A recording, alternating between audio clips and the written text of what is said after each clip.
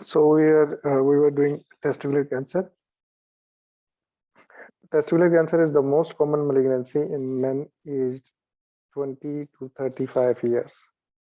So testicular cancer is very common in young people who are aged in 20 to 35. Normally, all the malignancies are common in older people, but testicular cancer is common, even most common malignancy in young people. There are two types of testicular cancer. One is germ cell tumors, and the other are non-germ cell tumors. Germ cell tumors are further divided into two categories. One type is seminomas, and the other type is non-seminomas. Non-seminomas, they include embryonal cell carcinoma, yolk cell carcinoma, teratoma, and choriocarcinoma. How a testicular cancer will present to you. Normally, in a young male, a painless, non-tender lump in the testes that is slowly growing in size. So, in a young man, in a young person, painless and non-tender mass that is slowly growing in size. Two features that are important to remember. One is that the mass is painless and non-tender, and the second one is that it is slowly growing in size. Remember these 2 points to differentiate it from other testicular swellings. So a non-tender or painless mass that is slowly growing in size, you will suspect testicular cancer. Remember that all the testicular swellings, the first line investigation will be always be ultrasound. So in this case, also the initial investigation will be ultrasound. Along with ultrasound, we'll request LDH level as well because they are raised in the testicular cancers. So testicular cancers are can be germ cell tumors. 95% of the testicular cancers are germ cell tumors. Germ cell tumors are further subdivided into two categories. One is seminoma. Seminomas are most common. Non-seminomas are less common. Non-seminomas include yolk sac, teratoma, choriocarcinoma, etc. Risk factor for testicular cancer is cryptorchidism or undescended testes. Someone with a history of cryptorchidism or undescended testes has a 10 times increased risk of developing testicular cancer. So ultrasound is the first line investigation to make a diagnosis. Along with ultrasound, other things such as LDH. LDH is a tumor marker that is specific for seminomas. So remember this one. If LDH is raised and a person is presented to you with a testicular lump that is slowly growing in size, then you will select seminoma as your option. If both seminoma and non-seminoma are given in the options, you will select seminoma because LDH is a tumor marker specific for seminomas. On the other hand, beta HCG or AFP, they are tumor marker for non-seminomas. Along with cryptorchidism, other risk factor for testicular cancer is Klinefelter syndrome.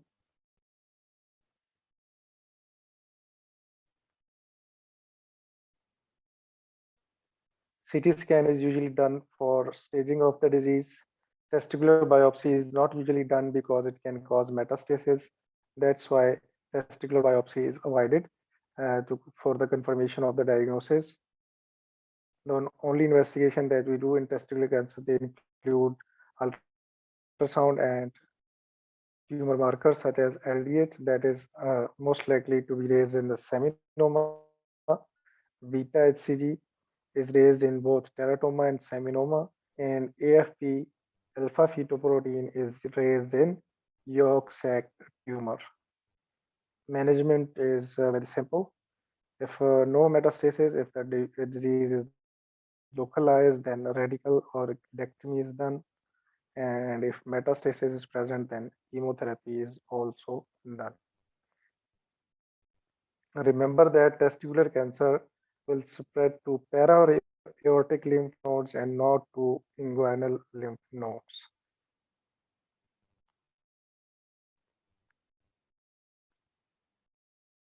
This is all about testicular cancer. Presentation of testicular cancer will be a painless or non-tender mass that is slowly growing in size. Initial investigation will be ultrasound along with tumor markers such as LDH that will be raised in seminomas, while AFP is for yolk sac tumor and beta HCG for both seminoma and teratoma. Treatment is rachidectomy or chemotherapy, and testicular cancer can spread to para-aortic lymph nodes as well. Now, a second testicular swelling, that is varicocele.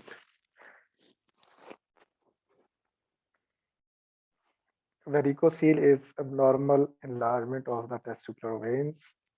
Why there is abnormal enlargement of the testicular veins? If incompetent, basically the walls that are present in the testicular veins, they become incompetent, due to which there is a retrograde blood flow, and this retrograde blood flow causes vasodilatation and tortuosity of the tympaniform plexus of the testes. Tympaniform plexus basically is the venous drainage of the testes. So, due to incompetent walls of internal spermatic vein and retrograde blood flow, there is uh, vasodilatation of the tympaniform plexus, which result in the varicocele formation. Varicocele is more common on the left side. The reason for that is the left testicular veins open at a right angle to the left renal vein. So left testicular vein open at a right angle to the left renal vein. That's why varicoceles are common on the left side. Because of this right angle, they are easy to block. And that's why sometimes the renal cancer present with a varicocele. So secondary varicocele can be caused by a kidney tumor due to obstruction of the left testicular vein.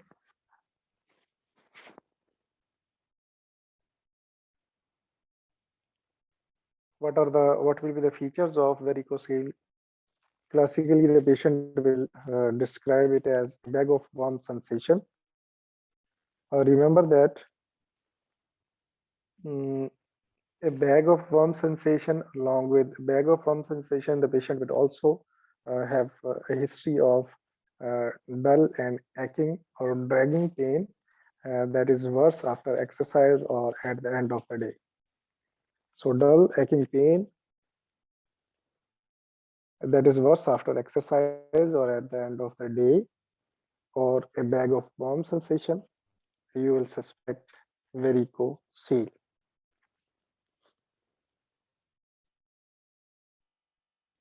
Remember that varicocele has hernia-like features. What are hernia-like features that are present in varicocele? Hernia-like features, hernia disappear on lying down. Similarly, varicocele also disappear on lying down. Hernia shows a positive cuff impulse. Similarly, varicocele can also show a positive cuff impulse. How you are going to differentiate between a varicocele and a hernia? Remember that inguinoscrotal hernias, their upper limit is not palpable. while the upper limit of varicocele can be palpable. And with varicocele, the pain will be dull and aching, and it will be worse after exercise or at the end of the day. And patient will complain of or describe as a bag of warm sensation of feelings. Again, scrotal ultrasound is diagnostic for varicocele, and management of varicocele is that varicocele is managed conservatively. If painless, then we'll reassure the patient. And if there are concerns about infertility, varicocele can cause infertility because of increased temperature due to cooling of the blood. The temperature of the testes is increased, so it can cause infertility. So if there is a concerns about infertility, or if the patient pain is severe enough, then we can go for surgery. Otherwise, we'll reassure the patient. So conservative management, if asymptomatic varicocele, and if the patient is complaining of severe pain, or if he is concerned about infertility, then surgery can be done. Though the role of surgery is debatable in managing fertility.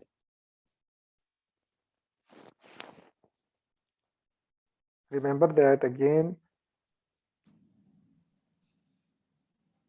So after the surgery, is the infertility, it is uh I mean, like, is it cured, or is can it go worse as well?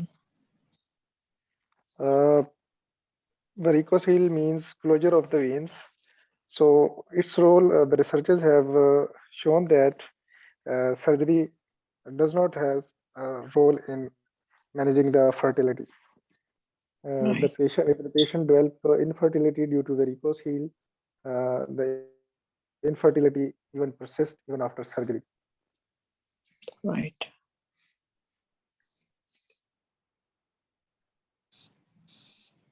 Though the pain can be cured with the surgery, but the role of surgery in managing fertility, it's still debatable.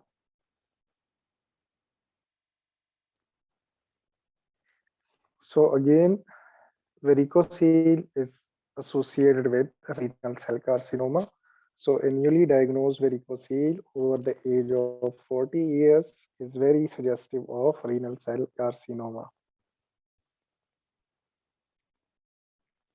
So this was all about varicocele. Varicocele, two features that you need to remember to make a diagnosis of varicocele: a bag of firm sensation or a dull aching pain that is worse after exercise or at the end of the day. These two features are important. And the third thing that you need to remember about varicocele is that varicocele has hernia-like features. So sometimes these features will be given in the exam, but don't get distracted with these features. That the swelling disappear on lying down, and there's a cough impulse. Always look for the clinchers such as pain that is worse at the end of the day or after exercise, or a bag of warm sensation. Diagnosis is confirmed by scrotal ultrasound, and the management is conservative or surgery if persistent pain or if the patient is concerned about infertility. And a newly diagnosed varicocele over the age of 40 years is very suggestive of renal cell carcinoma. So sometimes a stem or a question may describe a varicocele along with renal pain and hematuria. So if a patient present to you with varicocele and loin pain and hematuria, then and they ask about what is the most likely diagnosis, then you will choose renal cell carcinoma. A patient with varicocele as well as signs and symptoms of renal cell carcinoma such as renal pain and hematuria, then you will choose renal cell carcinoma as your answer.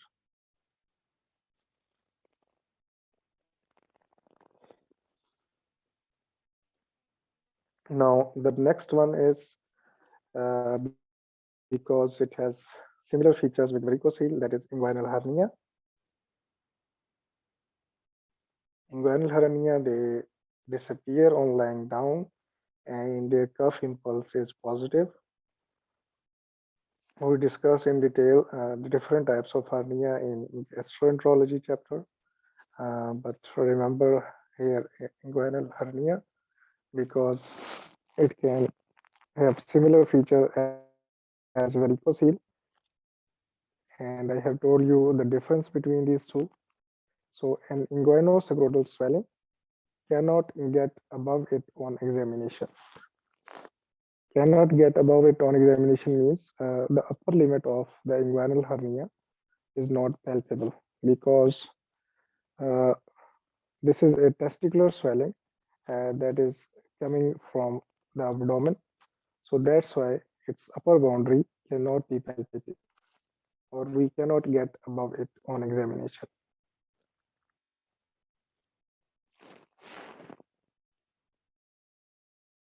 Our next testicular swelling is epididymal cyst. Epididymal cyst, and then we have hydrocele. So epididymal cyst,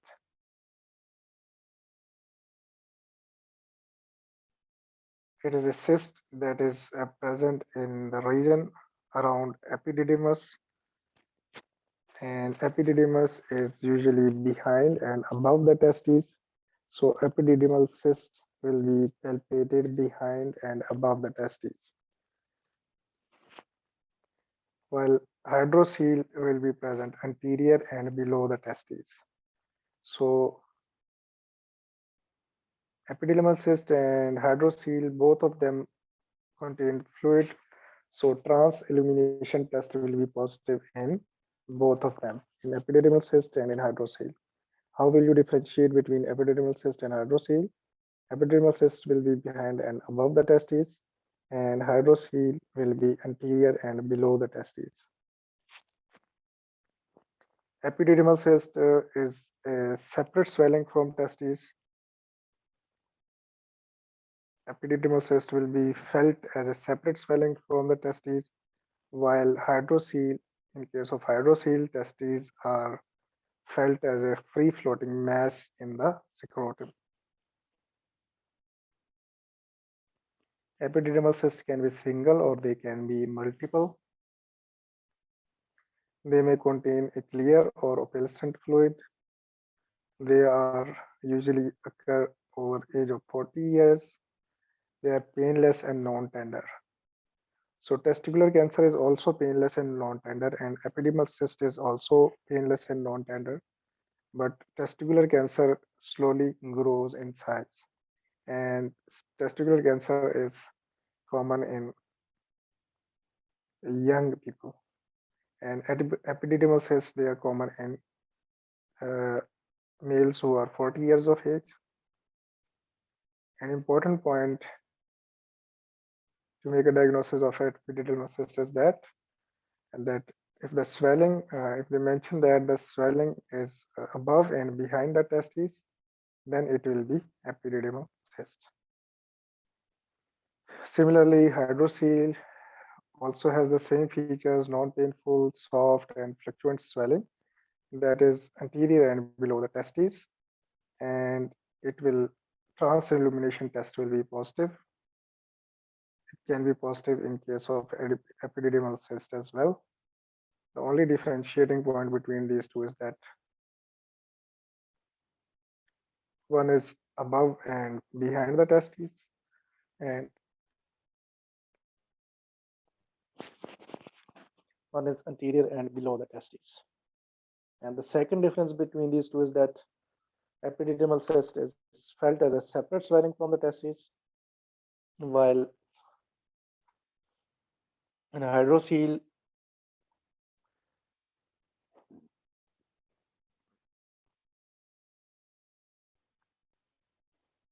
In hydrocele, testes are felt as free floating mass in the scrotum.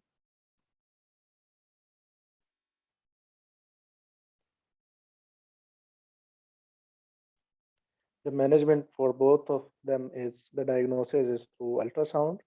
For both of them, all the testicular swellings they are diagnosed on ultrasound, and the management of both of them, epididymal cyst and hydrocele, both of them is surgery.